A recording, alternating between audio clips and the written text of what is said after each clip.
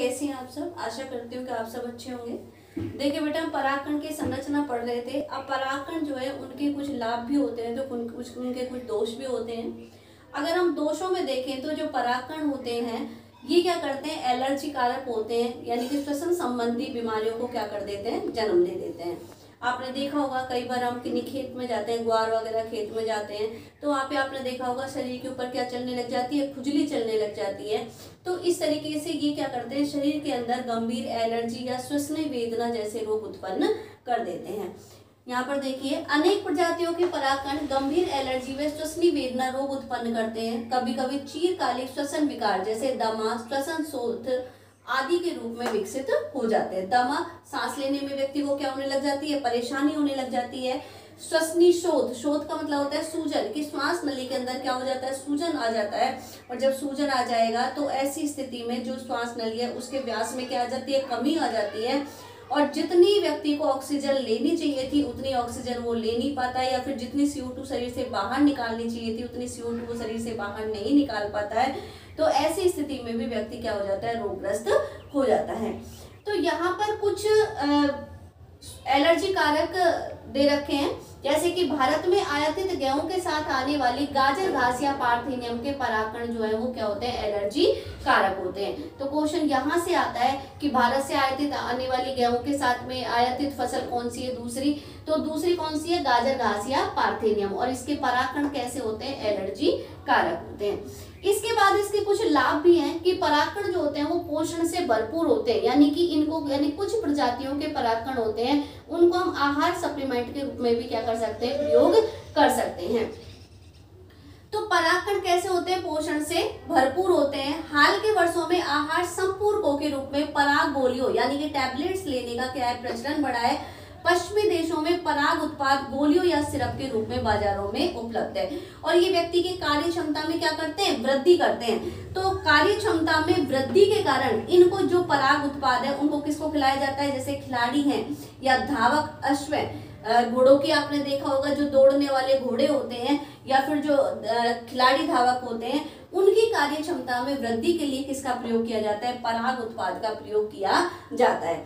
इसके बाद परागकण का मुख्य कार्य होता है परागण के द्वारा पुष्प की वर्तिकाग्र पर जाना और निषेचन की प्रक्रिया को क्या करना, संपन्न करना। तो परागकण पुष्प की वर्तिकाग्र पर गिर करके निषेचन की क्रिया संपन्न करते हैं, अर्थात अपनी जीवन क्षमता खोने से पहले निषेचन की प्रक्रिया को क्या करते हैं, संपन्न करते हैं। भाई हम कोई भी जीव हो, हर जीव अपने जीवन के अस्तित्व को क्या करता रहता है, बनाए रखता है। वो ये चाहता है कि मेरा अस्तित्व पीढ़ी दर पीढ़ी बना रहे। तो जो परागकण है वो भी तो ये चाहता है ना कि भाई मुझसे नई संतति का क्या हो, निर्माण हो, और जब नई संतति बनेगी तो उसका अस्तित्व वो पीढ़ी दर पीढ़ी बना हुआ रहेगा। तो परागकण है ये भी अपनी जीवन क्षमता खोने से पहले कहाँ पर जाते हैं, पुष्प की वर्तिकाग्र पर जाते हैं। पुष्प की वर्तिकाग्र पर जाकर के क्या करते हैं, अंकुरित होते हैं, और अंकुरित होकर के क्या करते हैं, निषेचन की प्रक्रिया को संपन्न करते हैं। लेकिन कोई भी परागकण कितने समय तक जीवनक्षम बना रहेगा ये हर प्रजाति पे अलग अलग डिपेंड करता है, और मुख्य रूप से ये जो इनकी जो जीवन क्षमता होती है वो किस पर निर्भर करती है, तापमान और आर्द्रता पर। किस पर निर्भर करती है, तापमान और आर्द्रता पर। तो यहाँ हम कुछ देखते हैं कि भाई कुछ परागकण है जिनकी की जीवन क्षमता कितनी होती है।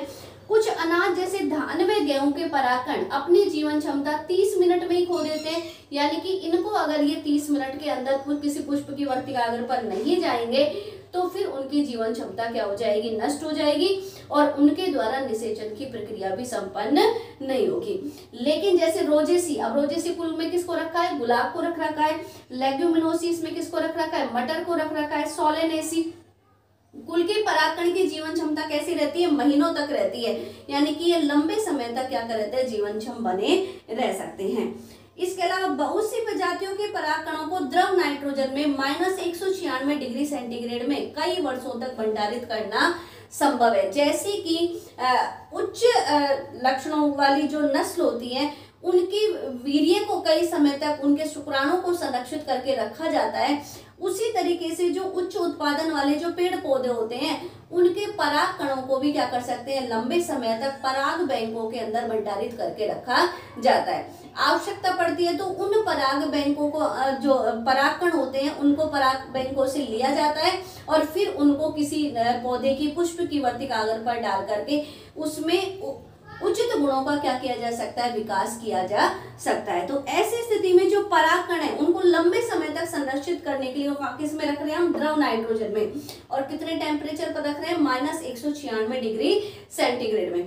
तो ये जो परागकणों के संरक्षण की जो विधि है ये क्या कहलाती है, क्रायो प्रिजर्वेशन कहलाती है। क्या कहलाती है ये, क्रायो प्रिजर्वेशन। तो यहाँ पर देखिए द्रव नाइट्रोजन में -196 डिग्री सेंटीग्रेड में कई वर्षों तक भंडारित करना संभव है। यह प्रक्रिया क्रायो प्रिजर्वेशन या पराग संरक्षण कहलाती है।